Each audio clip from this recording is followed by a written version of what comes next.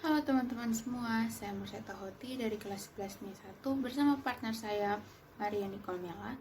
Kami akan menceritakan atau membagikan pengalaman kami, membagikan cerita kami bersama-sama dengan talk show dari Pak Victor Mesak di bawah judul Perlawanan Rakyat Indonesia terhadap Kolonialisme dan Imperialisme, khususnya pada masyarakat NTT. Terdapat kedua periode yang akan kami bahas, yaitu periode VOC tahun. Pertanyaan penonton yang pertama yaitu bagaimana bentuk kolonialisme di NTT? Apa yang dilakukan pihak kolonial ketika menduduki NTT? Orang-orang Eropa datang ke timur karena terdapat sumber daya cendana yang berkualitas, serta adanya lilin madu dan budak, karena sebenarnya timur tak terlalu penting secara ekonomis di mata kekuasaan kolonial. Cendana juga menjadi alasan kedatangan Portugis ke timur setelah penaklukan Malaka di tahun 1511, tapi hanya berkisar di Pulau Solor.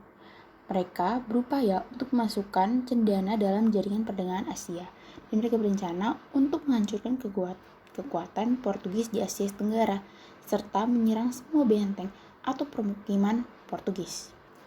Setelah itu, Solor menjadi target selanjutnya selepas mengambil Malaka dari Portugis di tahun 1605. Mereka melakukan pengepungan di bawah pimpinan Short, dan pasukan mereka berhasil mengambil benteng di Solor pada April 1613.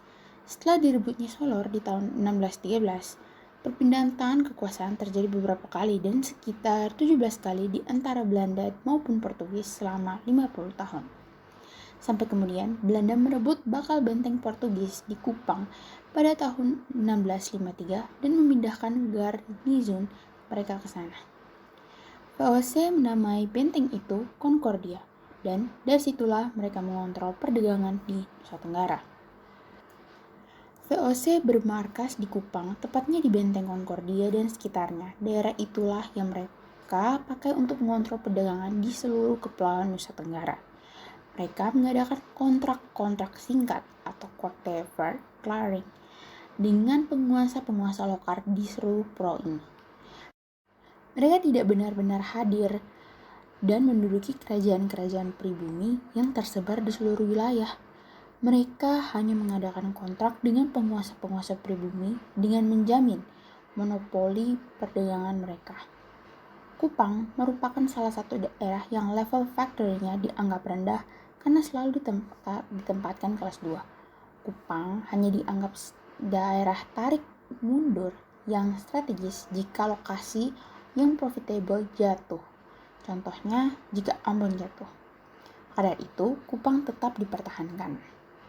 VOC dalam rangka ingin mengakhiri dominasi Portugis hitam, mereka bersekutu dengan raja-raja pribumi dan mendominasi seluruh Pulau Timur. VOC memanggil panglima yang paling bersinar waktu itu, yang kemudian juga penakluk Ambon, Arnold de Flaming van Oudtshoorn, untuk menyelesaikan para topas dan sekutu mereka. Selanjutnya yaitu periode kedua.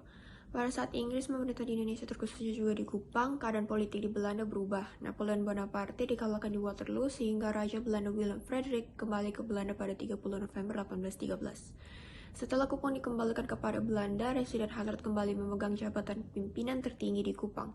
Pada zaman itu, pemerintah kolonial mulai terbentuk dengan kota Kupang sebagai pusatnya, namun perbedaannya tidak jauh dengan zaman VOC. Kehadiran wakil kekuasaan kolonial di berbagai daerah masih sangat minim.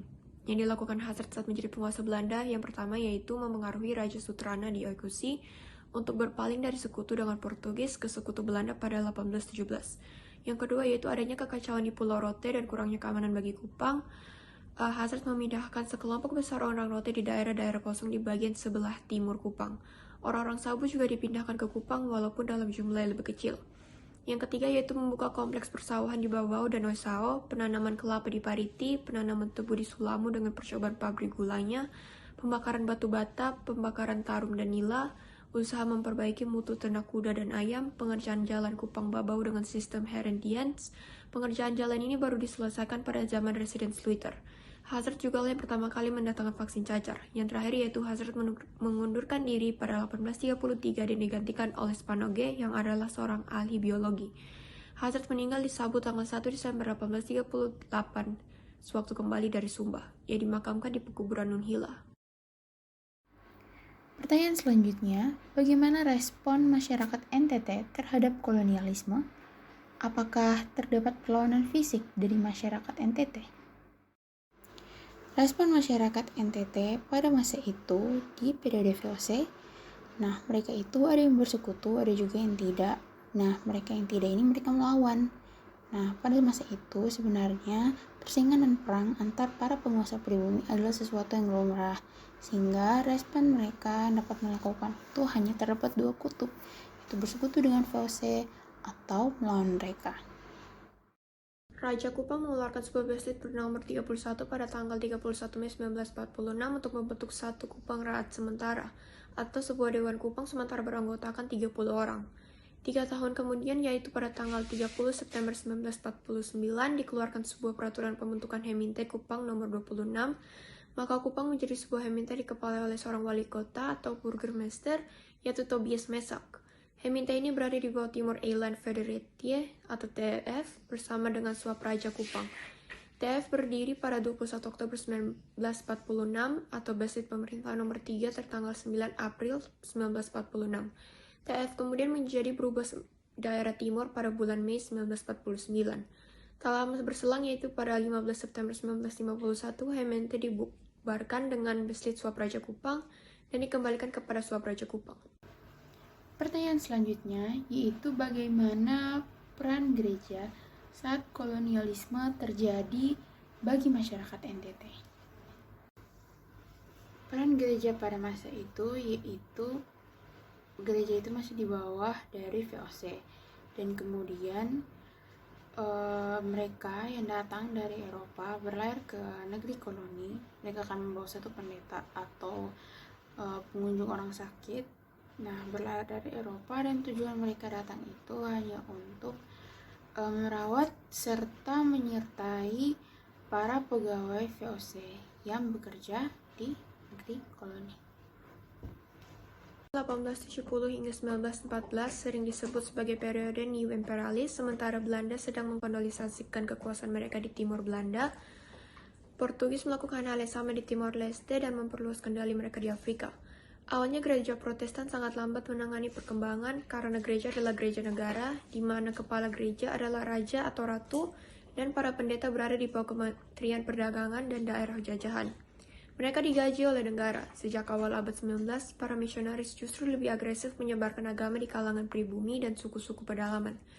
Menjelang kemerdekaan, gereja memang mendukung kemerdekaan, namun sebenarnya gereja tidak siap berdiri sendiri dan baru menjadi gereja independen di tahun 1947. Padahal gereja-gereja Protestan di tempat lain sudah mandiri sejak tahun 1930-an. Teknologi memajukan pertanian, memperbaiki jalan-jalan di kota Kupang, memasang pipa air dari dinding ke jembatan laut depan kantor bea cukai Kupang untuk keperluan kapal-kapal. Pada 1838 sampai 1849, masa di jabatan Residen Sluiter, ia menyelesaikan Jalan Raja Kupang Bau-Bau yang pengerjaannya telah dimulai oleh Residen Hazard di tahun 1833. Pada masa ini, pemerintah kolonial hanya mengirimkan ekspedisi militer kalau ada kerajaan yang dianggap tidak bersekutu atau yang ada yang menyerang mereka. Ada juga serangan dari kerajaan Amonuban, di mana orang-orang Roti digunakan Belanda dalam aksi militer melawan Sonbai dan Amonuban di tahun 1847, 1849, dan 1857. Di paruhan kedua abad 19, pemerintah Belanda di Timor menjalankan apa yang disebut kebijakan abstention atau kebijakan tidak campur tangan. Hampir tidak ada aksi militer dalam paruhan kedua abad ini. Bahkan di tahun 1869, semua kekuatan militer di Timor Barat termasuk di Kupang ditarik mundur. Dari taksut tersebut yang saya dapatkan yaitu banyak cerita baru yang didengar dan kemudian cerita tersebut melengkapi cerita yang lama. Dan kemudian kedua saya mendapati bahwa ternyata Sopi itu adalah pengajaran dari bangsa Eropa, penyulingan mereka ketika mereka datang ke NTT. Dan kemudian ini juga taksutnya menjelaskan bahwa ternyata sejarah yang kita pelajari, yang kita dengar setiap hari ternyata tidak betul-betul terjadi sesuai dengan kenyataannya.